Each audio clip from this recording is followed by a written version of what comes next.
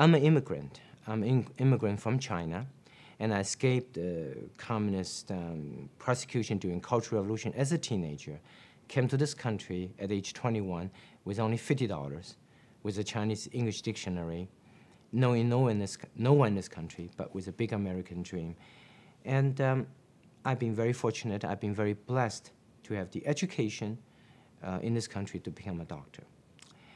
And sometimes the immigrants think that being an immigrant to come to this country is a negative, it's a setback, it's a disadvantage.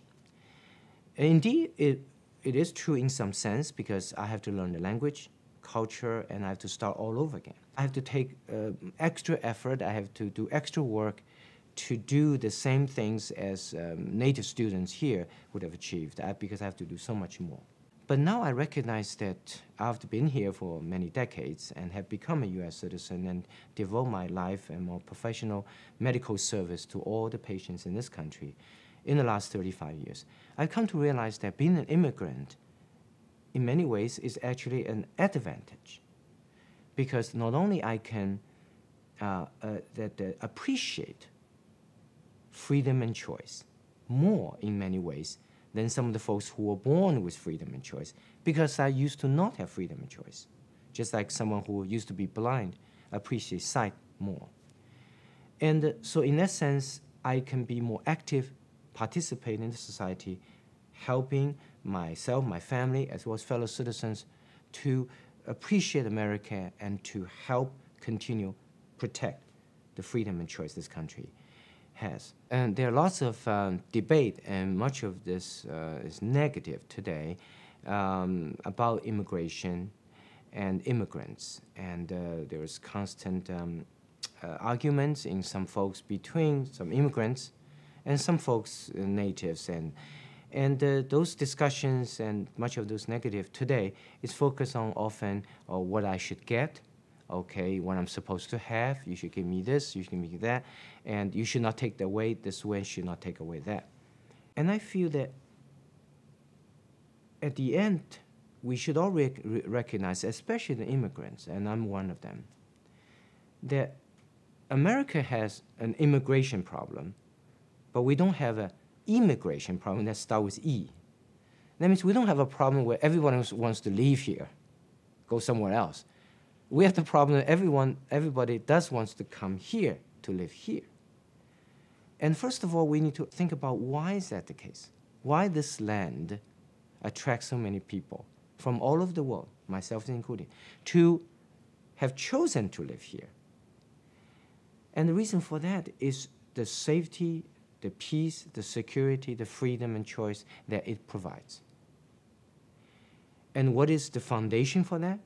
Is U.S. Constitution. It sets a structure that protect the citizens' right and limit the government power and provide a forum of public disclosure and discourse about issues.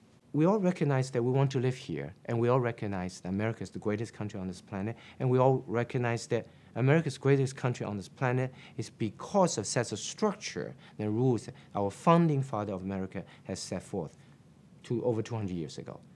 And big part of that is the U.S. Constitution.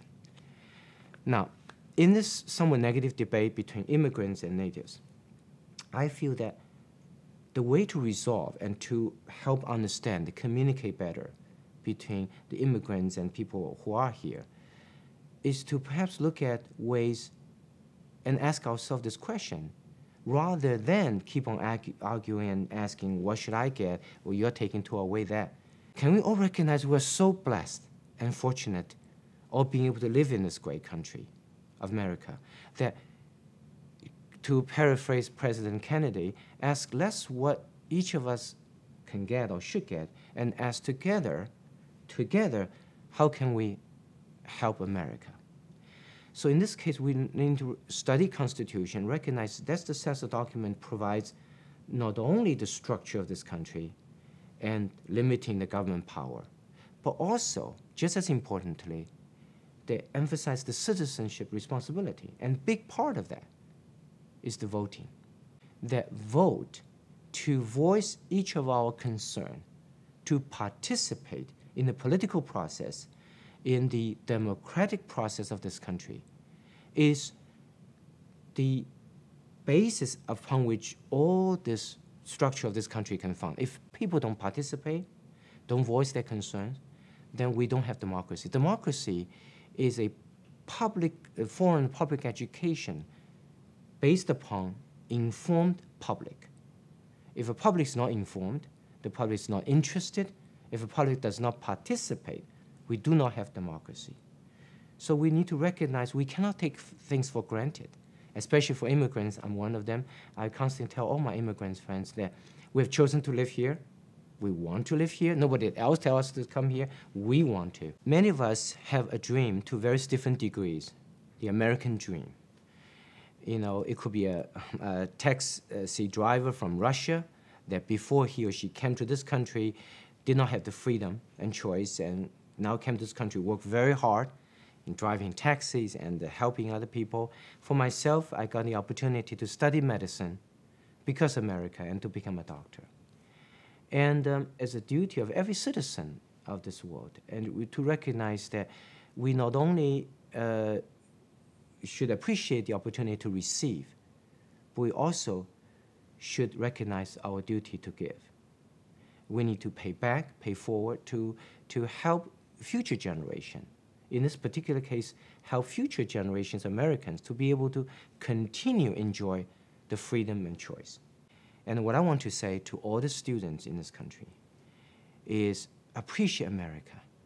Appreciate the sets of rules and principles and structure that this country is founded upon. And the best example is to study U.S. Constitution to remind ourselves what has made America great. And to my fellow American citizens and to all my colleagues and friends and in this country, we cannot take for granted that the founding fathers of America have fought with their lives to create this beautiful place, beautiful country, with a set of structure, constitution to protect this country. But it is not guaranteed it's going to be there tomorrow.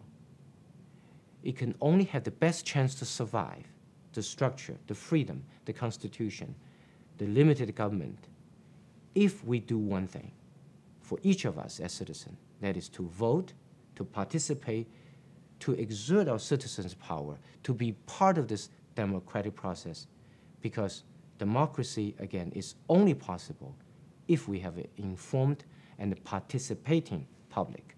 And any public forum, any organization such as 917 Society, to advocate the need for education, need to educate especially our youth about U.S. Constitution, the structure upon which freedom and choice is being based upon this country.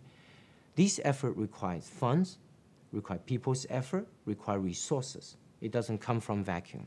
I have helped this society, I have participated, I will continue to do so, and I will tell all my fellow immigrants and all my fellow citizens in America is that we should not only enjoy the fruit of the labor of our founding fathers and all these other folks in this country who have built this country, built freedom and choice upon Constitution.